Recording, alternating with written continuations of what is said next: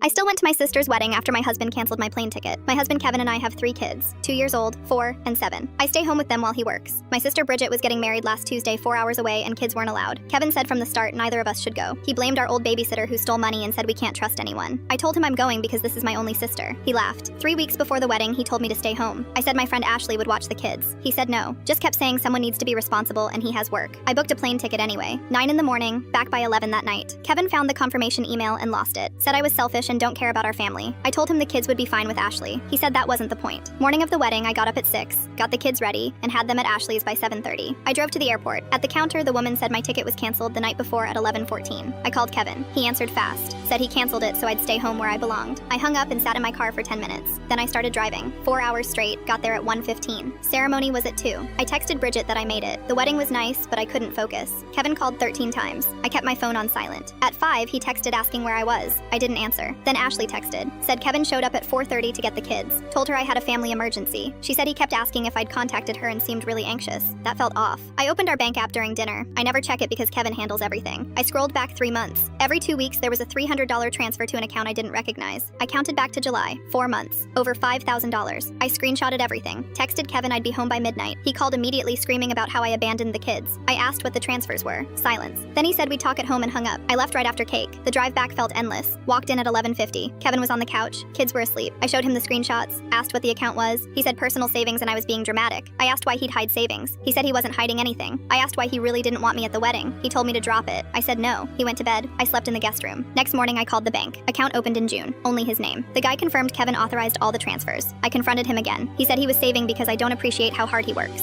Said I spend too much on the kids. That made no sense. Our joint account covers everything for them. I don't buy anything for myself. I pushed harder. He got defensive and left for work early. I went through his car that afternoon. Found a key in the center console with an address on paper underneath. 15 minutes away. I looked it up. Small apartment complex near his office. I drove there. The key opened unit 212. Studio apartment. Barely any furniture. Couch, TV, clothes in the closet. All his size. The lease was on the kitchen counter. Started June. $600 a month. His signature. I took pictures of everything. Drove home. Kevin got back at 6. I showed him the photos. Asked what this was. He said he needed space because I'm always on him about stuff. Goes there after work to decompress. I asked why he'd spend our money without telling me. He said it's his money because he earns it. I said that's not how marriage works. He said maybe that's the problem. I packed bags that night. Me and the kids stayed with Ashley 3 days. Kevin called twice. I didn't answer. 4th day, I went back for more stuff. He was home early. Said the apartment was a mistake and he'd end the lease. I asked if he thought I was stupid.